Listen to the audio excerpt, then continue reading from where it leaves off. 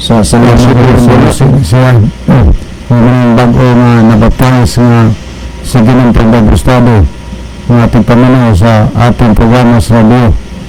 Okay, ito pinabasahan dahil na yung number ni bago ano siya grade nga po siya TMT, no?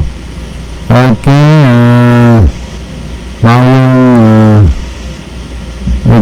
akong i-greet ang tanong mga kaubanan diha sa Padawan, especially kang Brad Chudino itong padayon tabad sa Balay ko Kaloya, gikan diha punto kang Brother Amay Pitogo. Okay, akong ibalik ang tanong ni Brother John alang sa pangutana nga atong entertainment karong gabi na. Okay, daghang salamat Brother Libing at higala sa pangutana nga ato karon nga entertainment, no? Layo ni kay layo duol ra ni kay sa daan bantayan man ni, no? Ang nangutana ani kay bastilan na dugay na ikog ni kunani hinuon pero usaon pa man gyud nga naa magoy na priority lagi, no? Okay, good sir, sa inyo tanan nangutana ko si Kristo nagpili siya mga tinun-an pulos man lalaki apan sa inyo pundok mo apil man ang babae ug sangyo wali nga wa manay labot ang bae kay laki raman. Salamat sir si Matmat ni sa daan bantayan. Okay, daghang salamat Brother Matmat, no? Mura og layo ra gid itaw sa imong dughan ng mga babae Brother Matmat og wali na hisgutan dili labot. Akong balikan ha karon nga masintido ni sa tanang naminaw ron. Good evening sir, sa inyo tanan mangutana ko si Kristo nagpili siya og mga tinun-an pulos man lalaki apan sa inyo pundok muapil man ang babae og sangyo muwali nga wa may labot ang babae kay laki raman. Salamat sir si Matmat ni sa daan bantayan. Okay, daghang salamat Brother Matmat. Tinuod na sa pagpili ni Kristo og 12 ka mga apostoles pulos ra lalaki pero wa ni nagpasabot o di sad ni maoy barometro o sukdanan nga wa na laylabot ang mga babae sa pagsultis pulong sa Ginoo tungod kay mga lalaki ang gipili sa Ginoo. Dili pa diha supat nga si Ginoo Hesus nagpili siya og pasiuna nga mga tinun-an o sumusunod niya nga mao ang mga apostoles 12 kabuk o pulos lalaki. Nagbuduhi si Judas, gipulihan to ang gipuli lalaki gihapon, lalaki gihapon. Pero niining tanan dili nimo isukdanan, balikon ko dili nimo ay barometro o basihan nga way labot ang mga babae tungod kay gipili ni Kristo mga lalaki. Kay sa diha nga kining 12 nga gipili ni Kristo nagsunod-sunod ang gipanagtawag gikan sa pagpangabudlay sa mga apostoles. Dunay mga nangakabig gihapon nga mga babae diin sila nahimong kauban, nahimong katabang sa pagsulti sa buluhaton sa Ginoo. Pero dili tamututok dito na itong mga laki ra gipili sa Ginoo nga wa na pilabot ang mga babae kay dili man maoy basihanan. Matiiragod ninyo ni ang Pilipos kapitulo 4 versikulo 1 ngadto 3 kung unsay gisulti dinhi, no? Sa Pilipos kapitulo 4 versikulo 1 ngadto sa 3 kung unsay gisulti dinhi ni ining bahina. Balik ko na ko ha sa diha nga ang mga apostoles nang nagsangya na nagwali sila doon na mga nakabig. Dunay mga babae nga nahimong kauban, nahimong kaabag sa buluhaton sa Ginoo. Okay, atong tan-awon niyo sumala din sa Pilipos kapitulo 4 versikulo 1 paingon sa 3 kung unsay gihisgutan dinhi. Busa mga igsuon ko nga akong hinugugma ug namingawan na akong talipay ug purong-purong managbarog kamo ingon nga kalig-on diha sa Ginoo mga hinigugma ko. hanguon ko si Lydia, babae na ni Lydia, ug hanguon ko si Sintiki nga magkauyunay unta sila diha sa Ginoo. Kay kinugod si Lydia o si Sintiki, mag-away man sila, maglalis ni. So naghayo si San Pablo nga unta magkauyunay na sila diha sa Ginoo, kay di na sila nagkalain-lain nga mga opinion, nagkasumpati sila. So si San Pablo naghayo nga magkauyunay na sila sa Ginoo. Nga nagingan ng Cruz, ug mga muyo ako kanino usab, tinuod kong masig kauban. Tanaw ha? Masig kauban sa buhat nga unta tabangan mo kining mga babay ihana, kay sila nagpangabuglay abay kanako sa pagpakaylap sa maayong balita uban kang Clemente ug sa tanan uban kong mga masig ka magbubuhat kinsang mga ngalan anaa sa basahon sa kinabuhi. So sa pagpangwalo ni Apostol Pablo, dila siya mga kauban, mga katambayayon sa buhat, mga lalaki o mga babae. Unya, kung ino ning tan-aw dinhi, wala sa gid nahimo na nga diskriminasyon, wala sa nahimo nga barriers o obstacles tungod kay nagpili si Kristo pulos lalaki, wa nalaylabot ang mga babae. Kay sa diha nga nakabig si Apostol Pablo sa pagpangalagad ngadto kay Kristo, aduna siya mga nahimong kauban sa buhat nga mga babae o mga lalaki. Mao na nga diri sa pindot sa Seventh-day Adventist Church, malaki man o babae, di na gidnay gibati nga responsibilidad sa pagsulti mahitungod sa buhat sa Ginoo, mahitungod sa tulong. Iniliana. So kung itong basahin sa buhaton, sa unang libro ng Apostol Pablo, sa 14 ka mga libro, ang nag-una nga libro ni San Pablo, maumani ang Roma. So dili gihisgutan po ni Apostol Pablo sumala sa Roma 16, niya pamatiin ninyo, uno, paingon nga po sa 3 og 6, kung unsay gihisgutan niya, ang pasabot din ni ining versikulo sumala sa Roma Kapitulo 16 versikulo 1 ngadto sa 3 ug 6 niya akong basahon. Ipaila-ila ko diha kaninyo si Pibe, babae na po ni gimensyon, ang atong igsuong babae, usa ka alagad. Manong gikulo sa iglesia sa Cenchrea, aron siya inyong dawaton diha sa Ginoo, ingon nga kini may angay sa mga balaan o tabangan niyo siya sa bisan unsay iyang kinahanglanon, gikan kaninyo kay daghan ang gitabangan niya, lakip ako. Ipangumusta ako kang Prista ug Aquila, ang akong mga tambayayong diha kang Kristo Jesus. O kining mga babayan na mauli ang katambayayong, ang kauban sa pagpangabuglay ni San Pablo diha sa buluhaton sa Ginoo.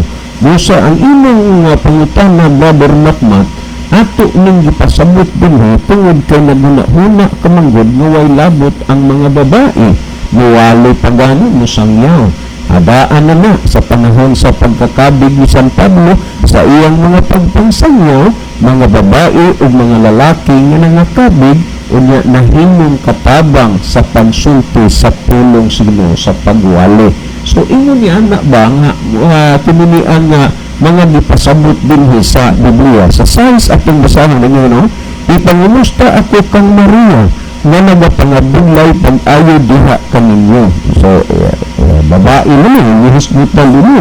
So ang mga babae kung pulong na ganis Ginoo gihisgutan, dili na rejected, dili na ingon nga wala sila'y labot. Maniapa sa 12 naging mo din, ipangumusta ako sa mga nagapangabuglay diha sa Ginoo kang Trifena ug Trifusa. Ipangumusta ako sa hinigog mga Persida nga nagapangabuglay pag-ayo diha sa Ginoo.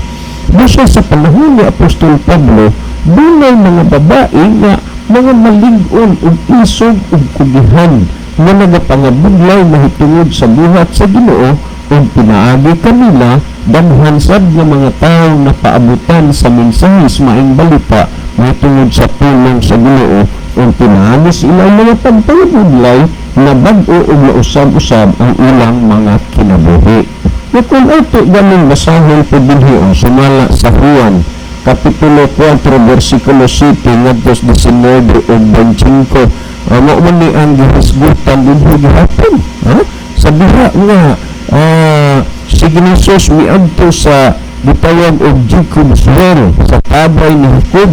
Dihay usa ka babae nga Samarianhon. Unya, ang babae Samarianhon nagsulti man ni tungod sa pulong sa Ginoo. Basahin ra gud nato ni sumala sa Juan 4:7 ngadto sa 19. Atong basahon na unsay gihisgutan dinhi. Matod pa dinhi uning bersikulo ha. Ug dihay usa ka babae Samarianhon nga miabot aron sa pagkalos og tubig. Og si Jesus miingon kaniya, "Paingar ako kay ang mga timun-an nangadto man sa lungsod aron sa pagpalit og makaon."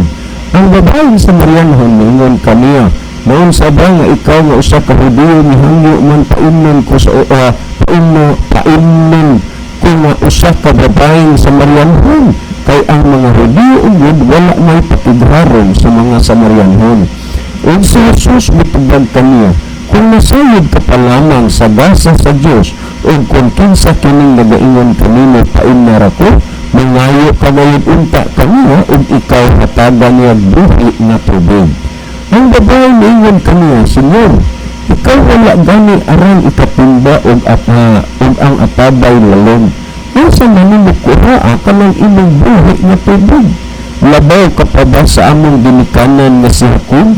Na mao'y naghatag kanamo niining atabay ug sa tubig niini nag-inom siya ug ang iyang mga anak ug ang iyang mga hayop?"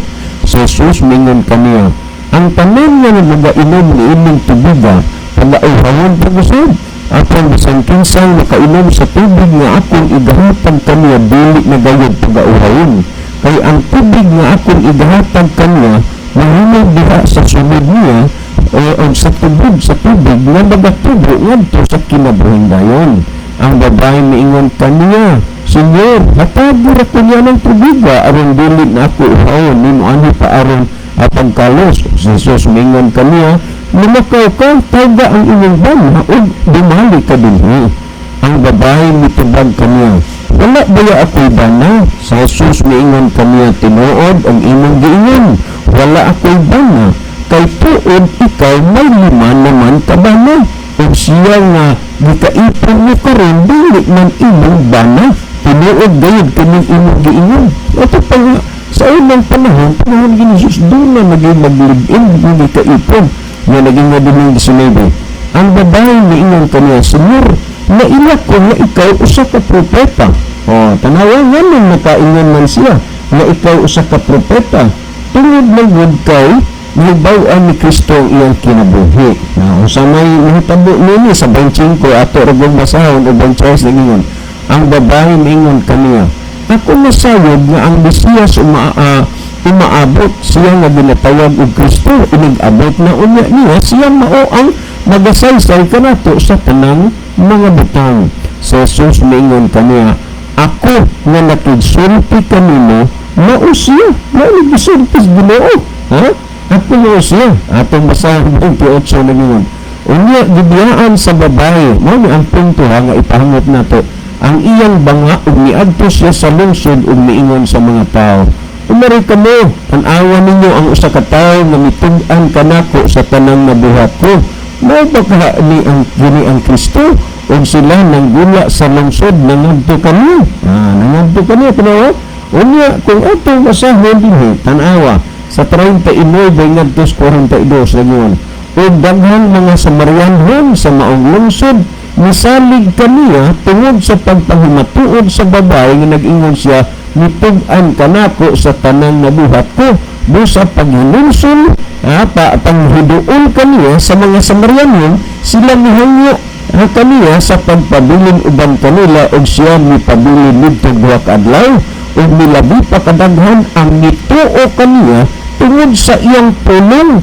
Unya niingon sila sa babae, "Kami nagatuo dili na tungod sa imong mga pulong kay kami nagayod mao ang nakadungog kaniya ug among naila nga siya pagkatinuod mao ang manluluwas sa kalibutan. So niining panahon na kining mga Samarianhon mituo sa pagsulti sa usa ka babae nga Samarianhon nga sa kinabuhi niya nahibaw-an ni Jesus nga daghan ang mituo. Buti pasabot nga bisan babae ka pa o bisan babae na dili na mahitabo nga imong i-reject, imong ipakawalay labot na tungod kung tulong na sa Ginoo ang pakikistoryahan. Dunag hapoy, kalabtanan, dunag hapoy katungod ang babae sa pagsulti sa tulong sa Ginoo. Ngunit sa unang panahon, mga kaigsuunan, kung maghisgot gani ta og propeta, kadaghanan sa mga nahimong propeta mga lalaki. Pero bisan pa sa kapanahonan ni Ginoong Kristo dinis bag-ong tugon, dunag hapoy napili nga propeta nga babae.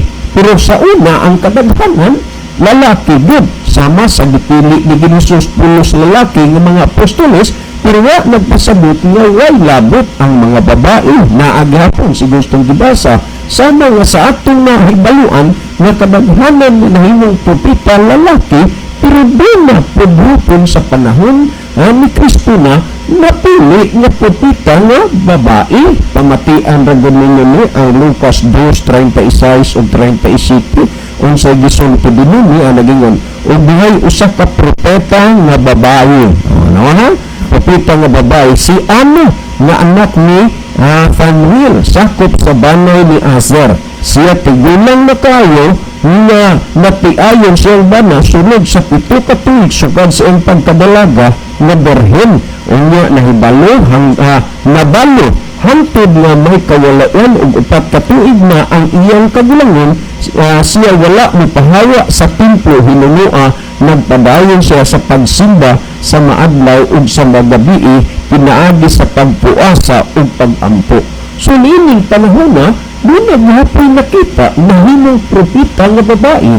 Makita gihapon dunay mga babae nga nahimong kauban kaabay sa mga apostoles sa pagsulti sa pulong sa Ginoo, pagbuhat sa buluhaton sa Ginoo. Busa Brother Matmat, ayaw ikatingala ug kayulong sa imong nakita diri sa Seventh-day Adventist nga dunay mga babaeng muwali, dunay mga babaeng musulti sa pulong sa Ginoo, kay ang mga babae nahimong kabahin ug kauban sa pagsulti sa pulong sa Dios ngadto sa uban.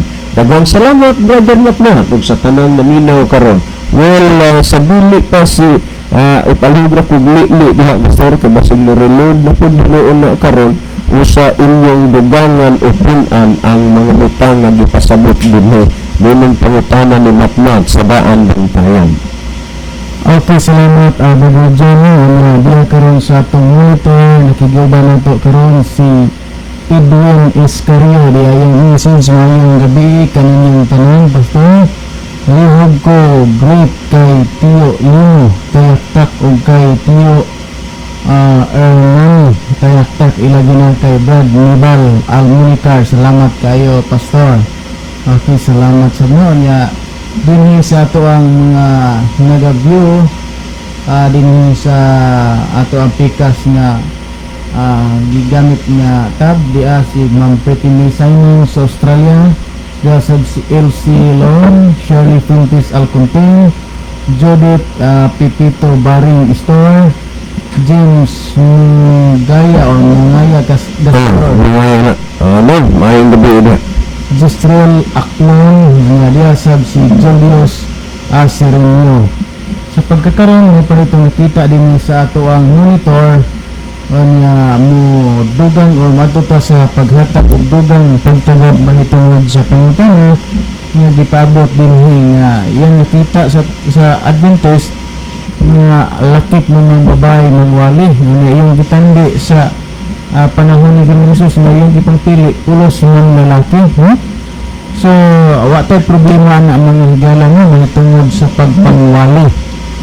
Kay ang sa una sa panahon nga si Ginoong Jesus nagpili og mga lalaki, mga disipulo pulos gudto lalaki, mga apostoles pulos na lalaki, wa gyud babae nga yung gipili.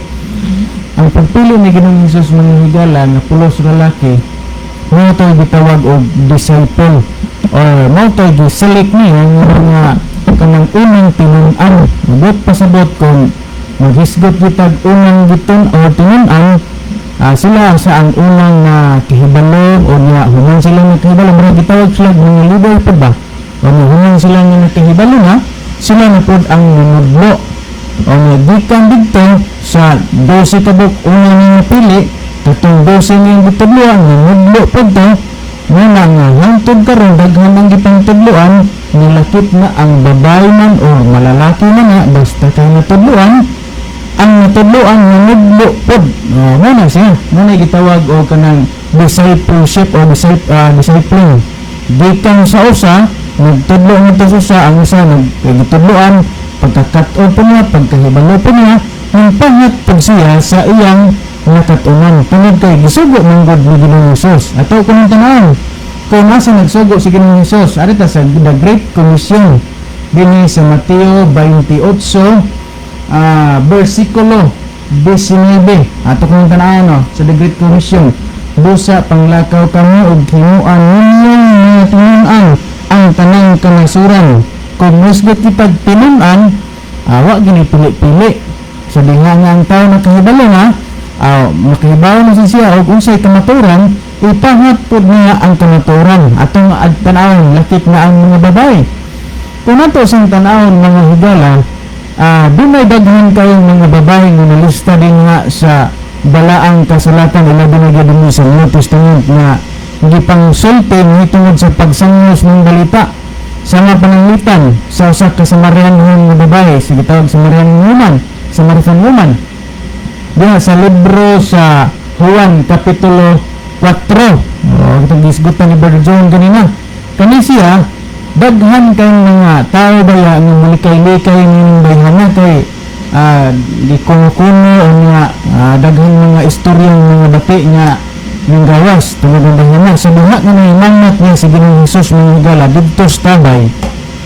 Wa siya magbugay ng higala sa dayon kaila siya kang Ginoong Hesus nga siyang Mesiyas, wa siya magbugay diha dayon ni sugod siya sa pagmantala sa pulong sa Ginoo o nga daghan ang ito nga itong bayhana dito sa nangwali sa giniliang Samaria nga ito na sa nagkalalaing lugar nga pangalungsod daghan tayo nito o kanya. So apil siya sa pag-participate o sa pagsulti o pagwali, no? Di gud ang katingad-an o niya di lang kay maura nga mga higala daghan pa yun kaning nga din sa buhat 21:9 ang batang babae ni Felipe apil na sa nini. So daghan kayo o nga di na ito may katingala tungod kay kita din or ang mga pagtulunan nga na sa Seventh-day Adventist wa man gud gihikaw ngadto sa mga kaigsuonan sa pagmantala kundi ang tanan gi-allowed sa pagmantala sa pulong sa Ginoo. Sige, okay na nga. Dili lang giro kay nakutas o akong ihatag ang dugang panahon kang Barlibi apan sa dili pa siguro ato sa limtan-awon din atong mga viewers. Okay, diya sila karon nakiguban nato si Gian Cuambotero, diya sab si Nicole Shane Batchan Sila Derder sa Kuwait, diya sab si Rachel Itang, diya sab si Smitis no di man kayo nga litok mo diya sab si Leslie de la Cruz. Sa pagkakaroon po ano karon sa Cebu dahil salamat sa pagbiyahe. Kumusta si Ma'am Gina da? Sa pagkakaroon napon nga itong nakita din sa atong monitor akong nihatag ang dugang panahon kang Brother Lady. Okay, daghang salamat Brother Joel. Salamat po sa pangutanang napasupit po sa atong kinamanong. Mga itong basahin God Godpinan, nagpapadalo lang ko sa akong tiyo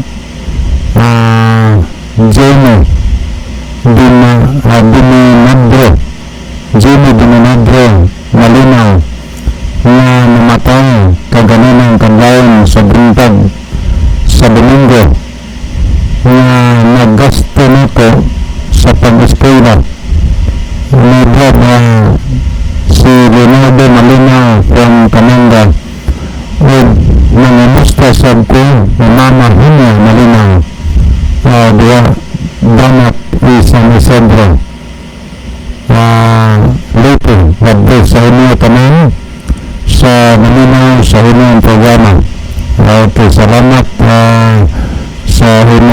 Isang at atong basahan gagpihon tanan ninyo so klaro ayo ang inyong pagpasabot pero kung hintang magbasa gali o Bible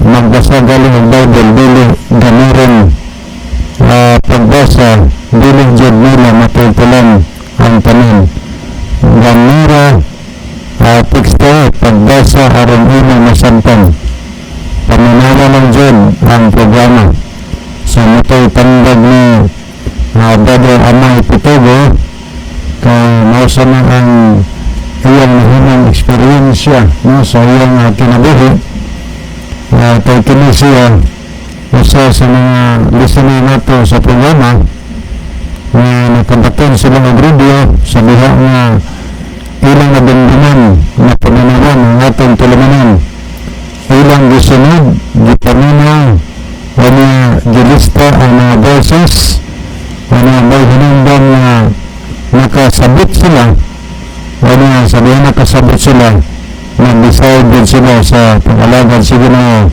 lakit ang iyang pinuot na panamalay no?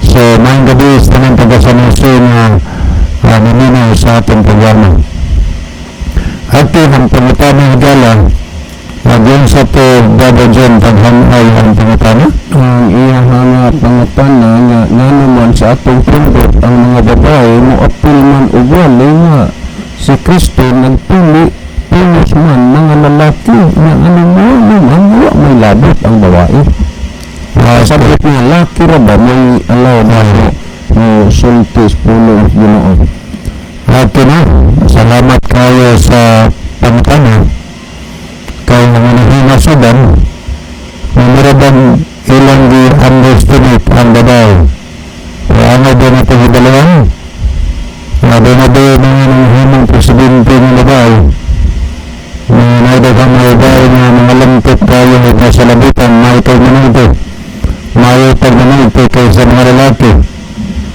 paggamit sila diha sa bulihapon sa Ginoo so dinis ba lang kasulatan adunay daghan mga suglanan ng istorya din nga may kalabutan sa babae tungod kay ang Diyos walay pinalabi sa tao walay pinalabi ang Ginoo sumala sa atong nabasa sa Buhat Kapitulo 10 sa versikulo 34 nabigyan din ang atong nabasa sa 34 na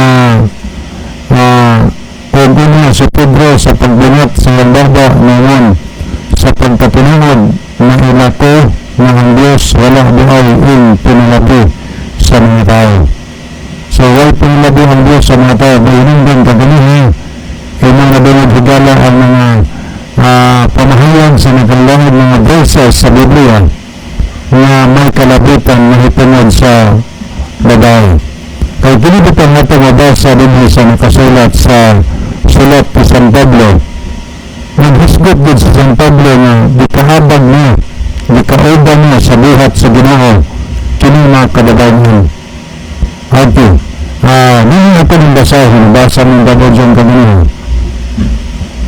kini nakasulat pinanahigala sa libro sa Roma Kapitulo 16 naghisgot din mga kaubanan nini pagpahula kang Frido ano ang mga pagpangamusta pa yun sa Tris may pangamusta ako kang Prisca kung Aquila kini sila mga kami mga babae ni Pilos ang akong mga tandayayon diha kang Kristo Jesus tandayayon din iyan yung kaubang ba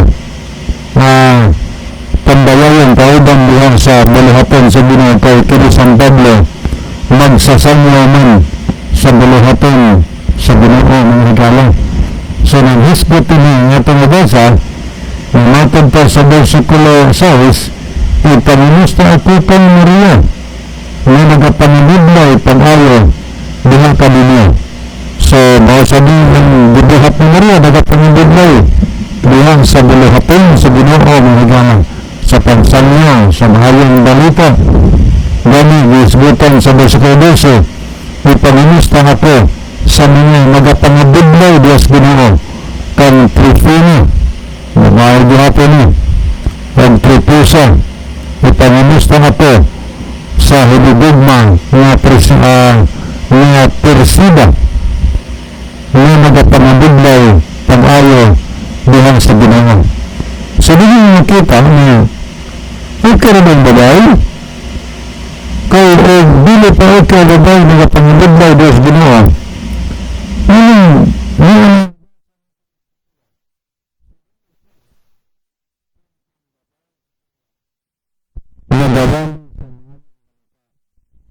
Nagawan naman tulad kay ang